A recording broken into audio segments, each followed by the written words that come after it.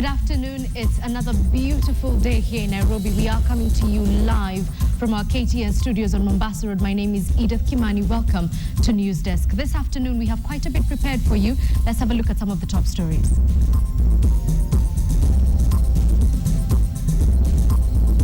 KCSE celebrations. Top students continue to glory in success. Also in this bulletin, how much does it cost to live where you do?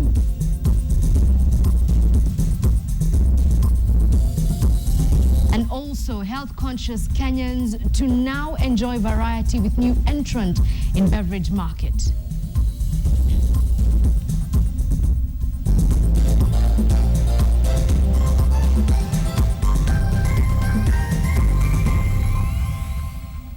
I'm Edith Kimani. Good afternoon. A cabinet retreat has kicked off at Mount Kenya Safari Club in Nanyuki, Laikipia County. The informal meeting, which is being chaired by President Uhuru Kenyatta, is the first such meeting of the cabinet under Uhuru's tenure. President Uhuru Kenyatta arrived in Nanyuki early today ahead of the opening of the meeting. The three-day retreat is being held as Uhuru Kenyatta's government marks 1 year since it took over power. The meeting will review the progress the government has made in the last 1 year. Cabinet secretaries and principal secretaries will review how far the government has gone towards meeting the targets outlined in the Jubilee Manifesto and attainment of Vision 2030. According to State House spokesman Manoa Sipisu, the retreat will also deliberate on the rising wage bill, the Constitution, and devolution. The executive arm of government is also expected to reflect on its relations with other arms of government. Kenya Women Parliamentary Association has called on government to reconsider its national budgetary allocations for health that have been reduced from 5.7% in the previous financial year to 3.4%. Now, the current budgetary policy statement will be presented in the National Assembly for debate on Thursday. The cut has denied free maternity services 1 billion shillings and the National Gender Commission 40 million shillings. We are really calling upon the government to reconsider its national budgetary allocations for health that has been reduced from 5.7% that was allocated in the previous financial year to 3.4% in the current budget policy statement.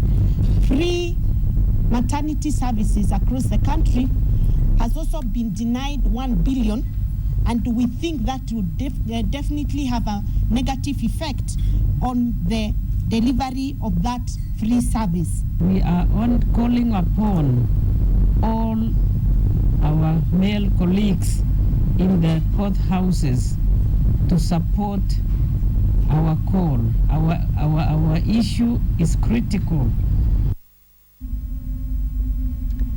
I don't know how you feel about congested prisons and how much it costs to run them, but now the prison department is proposing that life sentence inmates who have served over 20 years be set free to help decongest penal institutions. According to the officer in charge of Naivasha GK prison that is host to over 1,200 inmates on life sentence, the number of inmates on life sentence in the country is overstretching prison facilities. He further said that education programs introduced in the prison had turned out to be a tool for reforming inmates, with majority of them already with life skills that can sustain them outside of the prison walls.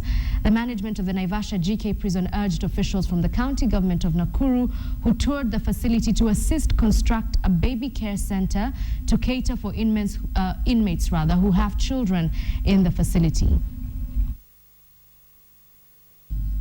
Wetu wafungwa wamefungwa kifungo cha maisha. Hebu hao watu wafikiriwe. Mtu amekaa katika gereza miaka 25. Jameni, ujumbe ufike. Ujumbe ufike. Mtu ambaye amekaa katika gereza miaka 25. Jameni, huyo mtu si hatari tena kwa nchi hii.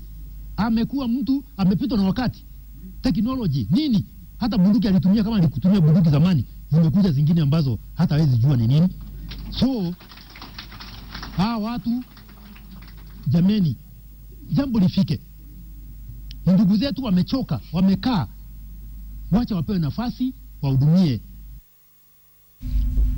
I'm very curious to know what you think about that story. If you missed it, the prison department is proposing that life sentence inmates who have served more than 20 years be released to decongest the penal institutions. What do you think? Talk to me on Twitter. My handle is at Edith_Kimani, or you can just get me on the KTN Kenya handle at KTN Kenya. To other matters now, especially concerning the environment, a $500 million shillings biomass cook stove manufacturing facility has been unveiled in Roiro, Kiambu County. Burn Manufacturing Company, in partnership with Global Alliance General Electric Africa and the U.S. state government, unveiled the newly constructed factory in partnership with the Kiambu County government.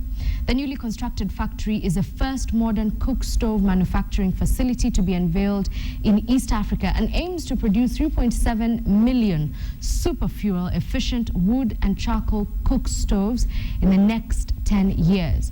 The JICO, which is estimated to cost 3,600 shillings, will save Kenyan households at least 21,000 shillings per year in reduced charcoal expenditure, whilst the facility is expected to create more than 300 sustainable jobs for Kenyans. The facility will also generate an estimated 180 million shillings profit. The number of trees every year that are used in providing cooking fuel here in Kenya. And all of this, of course, contributes to climate change as well. At 50 shillings a day, they can pay off the stove over a 3-month period. So it actually doesn't cost them anything. For the same amount that they spend on charcoal, they can then purchase the stove. Factory aims to produce 3.7 million super fuel efficient wood and charcoal cook stoves in the next 10 years. This initiative is expected to create more than 300 direct jobs.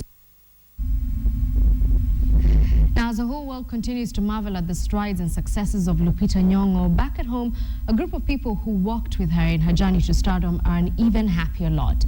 Sharon Momanyi visited her former school, Rusinga, and Phoenix Theatre, where she once acted, and now gives us the details of where she's come from.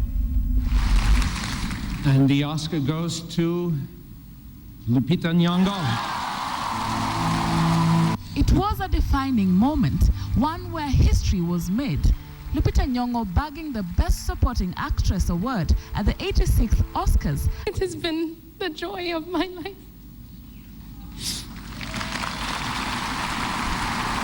And making history as Kenya's and Africa's only Oscar award winner. The celebration came all the way home and to Rusinga School in Nairobi, where she's schooled. We are so proud of her.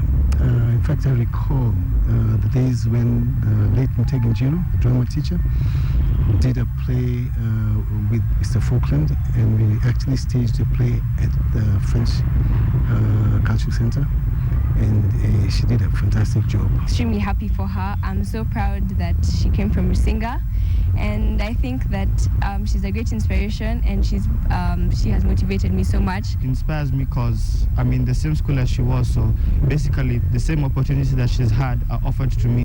Her teachers compliment her for being a talented actress and an energetic hooker player while at the school. The way she looks, I think she's still very sporty.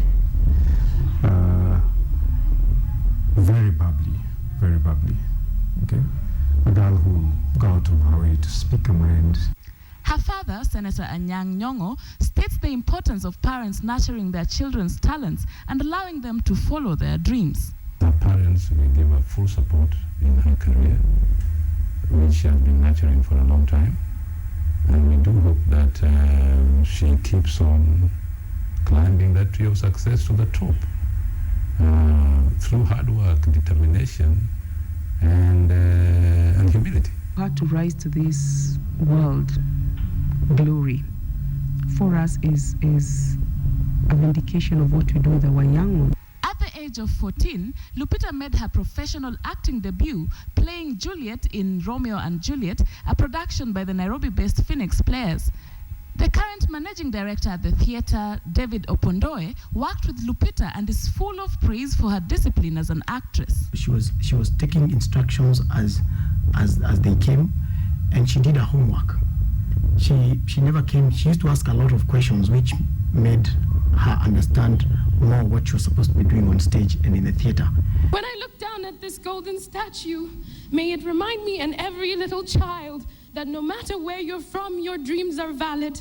Thank you. Lupita is no doubt a big inspiration to not just aspiring actors, but to young people in all fields, that indeed success follows passion and hard work. This small stage at Rusinga School in Nairobi is where the Lupita journey began, backing her very moving acceptance speech, where she stated that no matter where you're from, every dream is valid.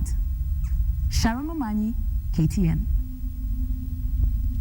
From the extracurricular to the book stuff, the academic heart of it, and schools that posted impressive results in last year's KCSE results continue to celebrate their sterling performances. Most school heads cited discipline in their respective schools for the good results, and here's a look at some of the schools and how they received the news. Once again, St. Mary's Boys High School in Nyeri County emerged the top in the county in last year's Kenya Certificate of Secondary Education exams. Kanini Robert Wanjao emerged top in Nyeri County, having garnered 86.74 marks. I used to make sure that, especially when it comes to revision, I do it thoroughly. I do my reading thoroughly to get to understand, not to just do it and please the teacher or please my mom or anyone else. In Machakos County, Machakos Boys High School, which had 189 candidates, was the leading school with a mean of 9.04. Meanwhile, Machakos Girls managed position 2 in the county with a mean of 8.78.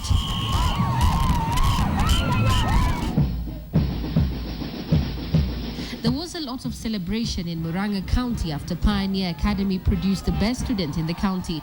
Walter Mukera Waithaka, who scored 84 points in last year's KCSE, says he wants to become a marine engineer.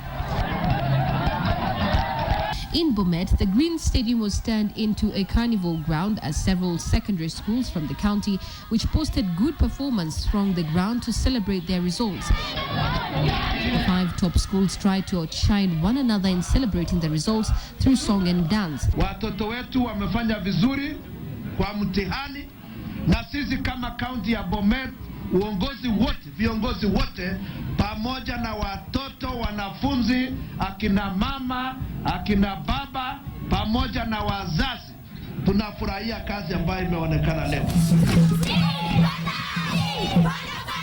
Kiambu County was not left behind in the jubilations as Mary Hill Girls High School scooped position 1 in the county and was ranked 9th nationally with a mean score of 76.5. This is an improvement from last year's performance where the school was ranked position 16. Najma Ismail, KTN.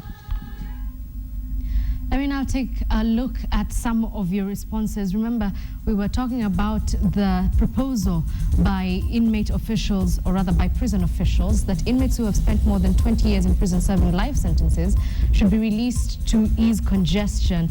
And Marcus Walters says inmates who have served more than 20 years behind bars should be set free. That's enough time to change, rather.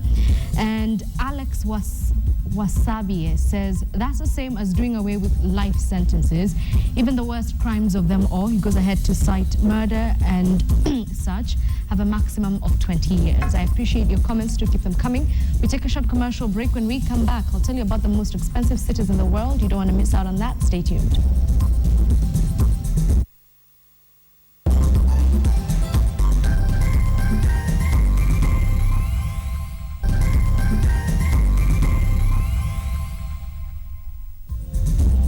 Welcome back to KTN Newsdesk. I'm glad you're still watching. Let's get straight to the business, where Pride Group has set up a drinks factory that it says is aimed at capturing the growing market for healthy juices. The company, which also owns the Pride Group hotel chain, says it has spent over 100 million Kenya shillings in the facility. The factory will be offering smoothies, fresh juices, vegetable juices, coffees, and energy boosters. Located in Westlands, Nairobi, the company says they're targeting 20 other outlets across the country with the concept.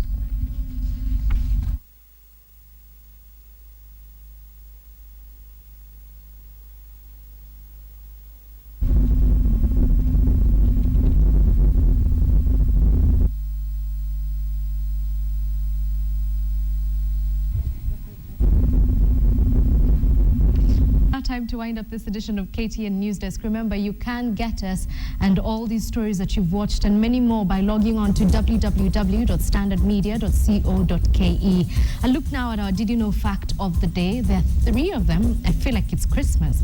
So let's begin in Georgia, where a 75-year-old Georgian woman was digging for copper wires to sell.